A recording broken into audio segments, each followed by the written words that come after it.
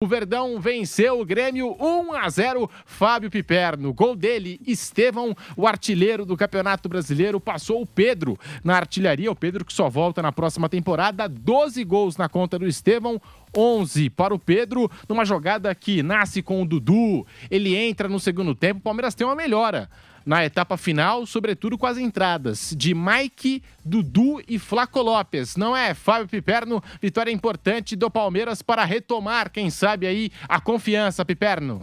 Fundamental a vitória, Pedrinho. Foi esse placar realmente esquálido aí, de 1-0, né? Num jogo que o Palmeiras finalizou mais de 30 vezes contra um pálido Grêmio. Agora, Pedrinho, é claro que assim, o Palmeiras precisava voltar a vencer para recuperar a confiança. Eu tenho certeza que no próximo jogo, o Palmeiras deve jogar com um pouco mais de tranquilidade. O time estava afobado, ansioso. Até isso acabou prejudicando, enfim, a qualidade de muitas das dezenas de finalizações hoje. Você falar que um time finalizou 30 e tantas vezes contra o outro, dá a impressão que tinha um jogando um amistoso contra um time menor, e não foi o caso. É um clássico entre dois gigantes do futebol brasileiro, mas o Grêmio, insisto, fez uma partida medíocre, deprimente, sofrível, né? Em todos os aspectos. O único que se salvou no Grêmio foi realmente o Marquezinho, que fez 14 defesas, algo anormal também. Agora, vejam, você falou do Estevão, artilheiro do campeonato, e é óbvio que trata-se de um candidato a jogador excepcional. Vai ser. Ele tem potencial para se tornar um fora de série. Se vai ou não, uma outra história. Mas ele é um jogador com potencial, enfim, tem um potencial absurdo. E é óbvio que também não é culpa dele que os outros artilheiros do campeonato tenham feito muito, assim, pouquíssimos gols. Porque, veja, um artilheiro de campeonato brasileiro. E o campeonato chegando à sua 33ª rodada, e esse artilheiro tem só 12 gols, realmente. E veja, o Pedro já está fora aí há uns 2 meses, e ainda assim estaria, em tese, brigando pela artilharia do campeonato. Mas, enfim, isso é uma outra história. O fato é que o Estevão é um jogador diferente. Ele é fundamental para o Palmeiras ainda suspirar, ainda sonhar com o título nessa reta final de campeonato. E ele tem que jogar, exatamente. E ele tem que jogar por muitos outros, porque tem bastante gente nesse time do Palmeiras devendo. O Abel Ferreira que mudou a formação para o jogo de hoje, Piperno, colocando Maurício e Rafael Veiga no meio de campo, 2 armadores. Todo mundo achava que o Felipe Anderson ia sair do time, não saiu. Foi mantido no 11 inicial o Felipe Anderson, inclusive sai vaiado do Palestra Itália, o Felipe Anderson, nas alterações do segundo tempo. E tem o Estevão, que para mim é o desequilibrante, é o diferente desse time do Palmeiras. Toca no Estevão que ele resolve. O Rony no comando do ataque. Esse foi o Palmeiras do meio para frente, é claro, ainda com Aníbal Moreno ali na contenção, digamos assim. E na defesa, o Everton, Rocha, Murilo, Gustavo Gomes e Caio Paulista. Foi o Palmeiras que entrou em campo. Esse Palmeiras do primeiro tempo não funcionou. Chegou a segunda etapa, o Abel Ferreira tira o Caio Paulista, coloca o Mike. Ufa! O Mike de lateral esquerdo, hein? Pra você ver como o Caio Paulista não tava jogando bem.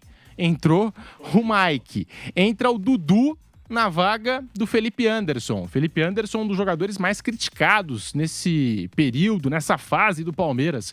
E, de fato, eu acho que a gente tinha uma expectativa grande em cima do futebol dele, pelo que vinha jogando na Europa. O interesse da Juventus de Turim, o Palmeiras vence a concorrência de times europeus pela contratação do Felipe Anderson, mas é um começo muito tímido o do Felipe Anderson. E entra também o Flaco Lopes no lugar do Rony. O Palmeiras muda completamente, Fábio Piperno, muda completamente. O Maurício, que era o único que arriscava finalizações, continua arriscando.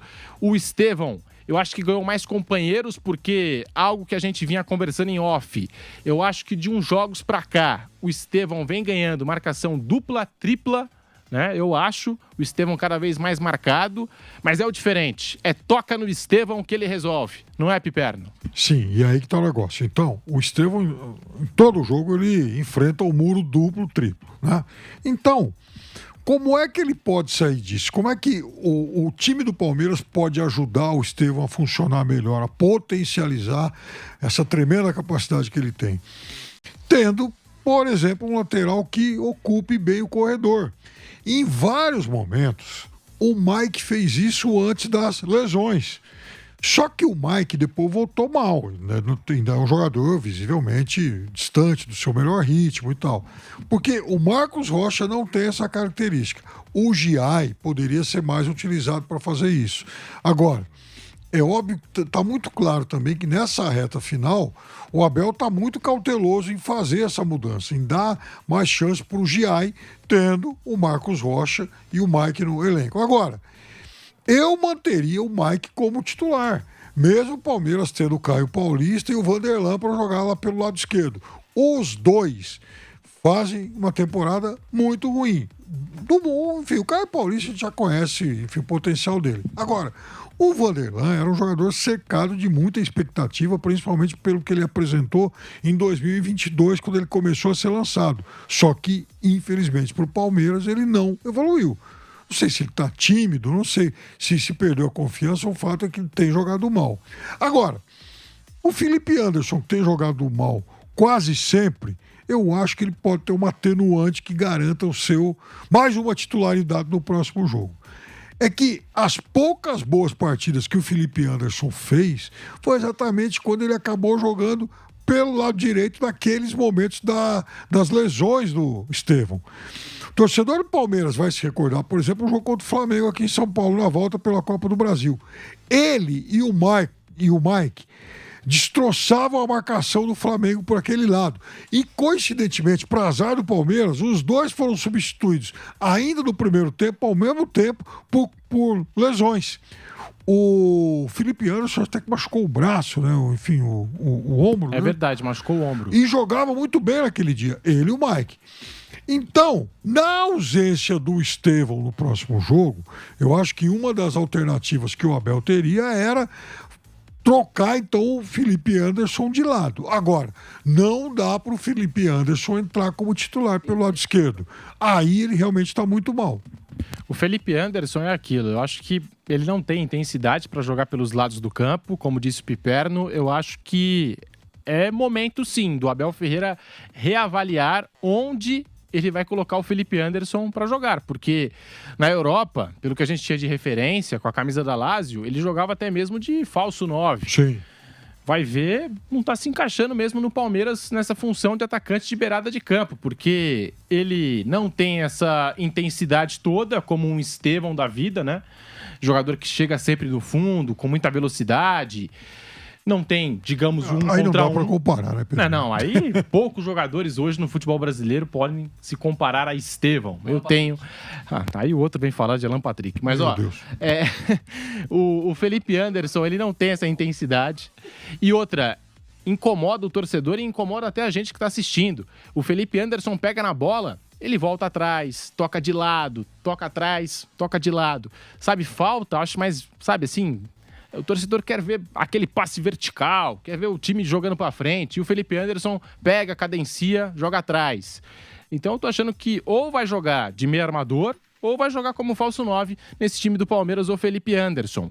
O Palmeiras, no primeiro tempo, ele insiste bastante, tem posse de bola, mas não consegue criar, assim, grandes oportunidades, grandes chances. Palmeiras, no segundo tempo, vai pra cima, vai com tudo e atropela o Grêmio. Podia ter feito muito mais, ficou barato esse placar de 1-0 no Palestra Itália. Foram 35 finalizações do Palmeiras e os números ajudam a refletir isso que eu tô falando. No primeiro tempo, 11 finalizações do Palmeiras. No segundo tempo, 22 finalizações do Palmeiras, Piperno. É um bom Rapidinho, tema. depois PH esperta. Porque contra o Corinthians, o Palmeiras também finalizou um monte. Eu acho que nesses dois jogos, juntando o número de finalizações dessas duas partidas, o Palmeiras finalizou em torno de 50 vezes para fazer um gol. Então, isso também denota a falta de mais... O Corinthians foram 17. Então, com 35 hoje, 52 finalizações para um gol. substituído na próxima rodada? Tem o Flaco Lopes, que é um jogador mais finalizador, é uma das opções aí do Abel. Agora, o Dudu não tem chance mesmo novamente com o Abel Ferreira, né? Ele entrou até, fez jogadas agudas aí no segundo tempo, entrou até que bem o Dudu, mas ele não tem, assim, para entrar como titular, o Abel Ferreira não tem dado chances aí pro Dudu. Mas eu acho que entra na próxima, viu? Eu acho que aí é por falta de pessoal, né? Aquela coisa. Eu acho que hoje já tinha que ter entrado com o Dudu. Já deveria também, eu acho. Jogou bem, entrou bem contra o Corinthians. Muito bem, fez jogadas agudas. E hoje entrou bem de novo. Até porque eu achei que os atacantes do Palmeiras, tirando o Estevão e o Maurício, o restante dos jogadores, eles parece que não tem confiança de finalizar ali, enfim. O próprio Rafael Veiga estava meio apagadão, o Veiga, que é um jogador excepcional. Não jogou muito bem hoje o Veiga, estava meio apagado, enfim. Não sei se é pela armação, de a bola não chegar tão rapidamente ali para ele, mas é um jogador importante no esquema tático do Palmeiras e que estava meio apagado hoje o Veiga. Agora, em relação ao Felipe Anderson, realmente... No primeiro tempo, o Palmeiras entra com 2 armadores... Maurício e Veiga, e quem estava armando o time, muitas vezes chegando ao ataque, era o Murilo zagueiro. Pedro Henrique Sperber, Palmeiras 1, Grêmio 0. Pedro, primeiro pro torcedor palmeirense, né? O torcedor palmeirense já pode comemorar, Pedro. Inclusive, é a 10ª... Hoje oficializou pro Perno. A 10ª vez que o Palmeiras estará, 10ª vez seguida, né? Estará na Libertadores da América. Exatamente. Um recorde entre os brasileiros e, obviamente, na vida do Palmeiras. Exatamente. Ele já tinha chegado a 9, que era um recorde do Palmeiras. O Flamengo vai igualar agora, provavelmente na próxima temporada. E aí, com isso, o Palmeiras agora tem 10 participações consecutivas. E não, mesmo mas assim, torcedor fazendo protesto hoje. É brincadeira, né? Terminou o primeiro tempo, o torcedor que sentia um péssimo momento do Palmeiras no jogo e a fase difícil também que o time enfrenta, e o Palmeiras, de fato, não jogou bem o derby na segunda-feira. O Palmeiras empata com o Fortaleza 2-2 e levando gols bobos, gols evitáveis nessas duas partidas, e o ataque também deixando a desejar. E aí o torcedor, ao final do primeiro tempo, começou a se manifestar, Daniel Lian, dizendo como é que o nosso Guilherme Nápoles até registrou: não é mole não, é muita folga e pouca obrigação. Torcedor do Palmeiras ao final do primeiro tempo. Mas é claro que eu acho que o torcedor alviverde saiu satisfeito, feliz com a atuação do segundo tempo do Palmeiras. Eu acho até pela derrota para o Corinthians, porque a derrota pelo Corinthians, isso daí causou uma dor muito grande para o torcedor do Palmeiras, porque praticamente livrou o rival do rebaixamento e tirou a oportunidade do Palmeiras encostar de vez no Botafogo. Porque se o Palmeiras ganha do Botafogo, viria com ainda mais ímpeto para cima do Grêmio, já estaria encostado na tabela no Botafogo. Então, essa derrota para o Corinthians realmente foi uma derrota que acabou abalando a equipe e o torcedor, principalmente o torcedor do Palmeiras. Pedro, e só também umas outras duas coisas, né? A gente estava falando sobre os suspensos contra o Bahia, e eu até estava falando com o Piperno durante o jogo, a gente falou no off. A partida do ano passado, acho que foi 22 de junho de 23, o Palmeiras joga contra o Bahia fora de casa, volta da data FIFA e perde pro Bahia 1-0, sem... eram 4 ou 5 jogadores... Não, 4 jogadores, 5 convocados, 4 jogadores fora. O Gomes, ele chega a atuar contra o Bahia, vitória do Bahia 1-0. Então, vai repetir o cenário. Vamos ver se o Palmeiras consegue uma vitória ou pontuar também contra o Bahia, porque ano passado foi o filme diferente, né? É sempre difícil jogar lá. Por mais que o Bahia tenha sido derrotado contra o São Paulo, eu acho sempre muito difícil enfrentar lá. É que você fez uma é propaganda. Grêmio, né? É que o Pedro fez uma propaganda do Bahia, parecendo que era o super esquadrão do Bahia de toda a história, mas não é bem assim, né? O torcedor, eu sei, hoje está insatisfeito com o Rogério Ceni. Tá certo, Pedro. Mas eu acho que é difícil enfrentar lá. Assim como o Fortaleza vai jogar contra o Fortaleza, inclusive é o melhor mandante, Fortaleza do Campeonato Brasileiro. É o único que não perdeu. O único invicto. E Pedro, só uma outra coisa também. Foram 14 defesas do Marquezinho hoje. De acordo com os dados aí do Data Futebol e também do SofaScore, é o recorde nos dados do pessoal, tá? Desde 2016 ali, 2014, 14, recentemente, é o recorde de um goleiro no Brasileirão. A gente não sabe ainda ao certo antes disso, mas muito provavelmente também deve ter sido o recorde de um goleiro em toda a história do Brasileirão recente, aí, sei lá, pontos corridos, 14 defesas do Marquezinho hoje. E eu falei atropelou, não sei nem se é o termo certo. Eu acho que o Palmeiras martelou e muito, né? A meta do Marquezinho, fez muitas defesas, como citou o Pedro Henrique Sperber. 35 finalizações do Palmeiras, com direito a 15 defesas do Marquezinho, 14 defesas do Marquezinho, Palmeiras 1, Grêmio 0. E agora, Fábio Piperno, torcedor do Palmeiras que está nos acompanhando pelo canal do YouTube Jovem Pan Esportes, vai deixando o seu like, pelas ondas do rádio, em toda a rede Jovem Pan News, também pela rádio Jovem Pan FM, o torcedor do Palmeiras quer saber: o Palmeiras ainda está na briga pelo título do Campeonato Brasileiro com o Botafogo, Piperno? Ó, primeira coisa, Pedrinho, é que um time grande do futebol brasileiro, um gigante do futebol brasileiro, tomar na cabeça 35 finalizações do seu rival, isso é uma pouca vergonha. Quer dizer, o time, enfim, significa que defensivamente ele não existiu, né? Agora, tá na briga, hein? Assim, o Palmeiras vai continuar na briga enquanto ele estiver vencendo esses jogos aí. Porque não vamos... Eu sempre faço questão de lembrar isso. Eu até brincava aqui com o nosso PH. O fato é que o Botafogo ainda vai ter pela frente o Internacional fora. Todo mundo vai ter jogo difícil.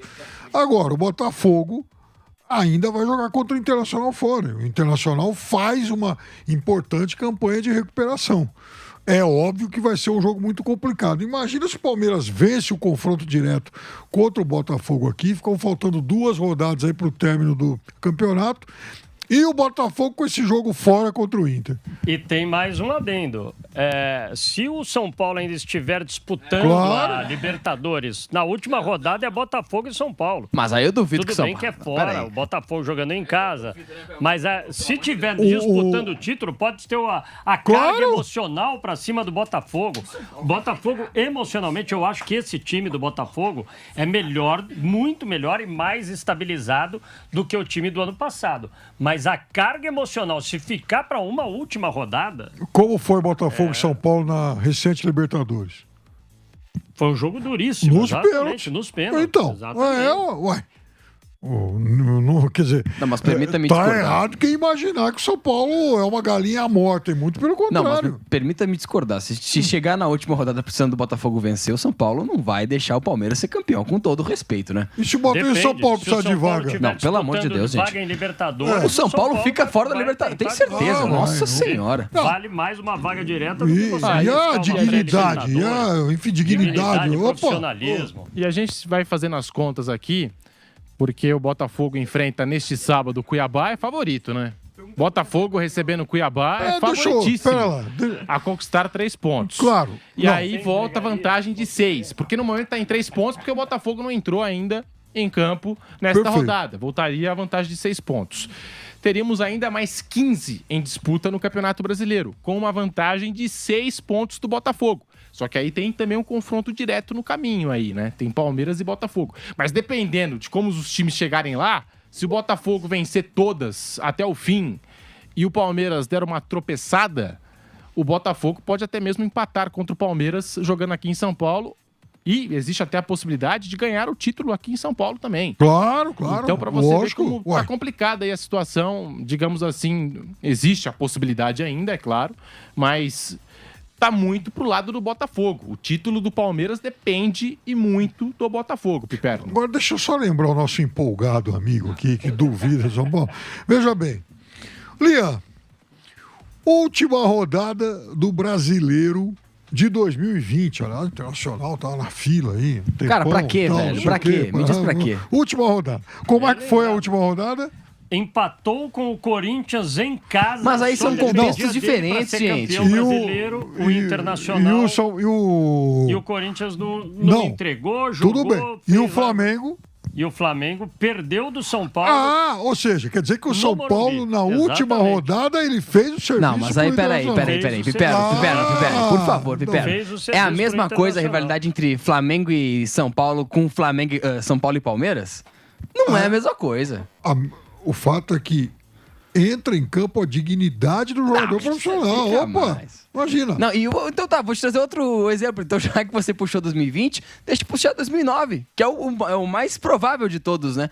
Como é que foi 2009, a última rodada? Você se lembra? Eu me lembro, eu estava lá no Rio de Janeiro, inclusive. O que aconteceu? O Grêmio entregou pro Internacional não ser campeão. Ué, o Grêmio já não aspirava mais nada, fez isso e tal, fez um papel patético. E, agora, o Grêmio já não aspirava mais nada.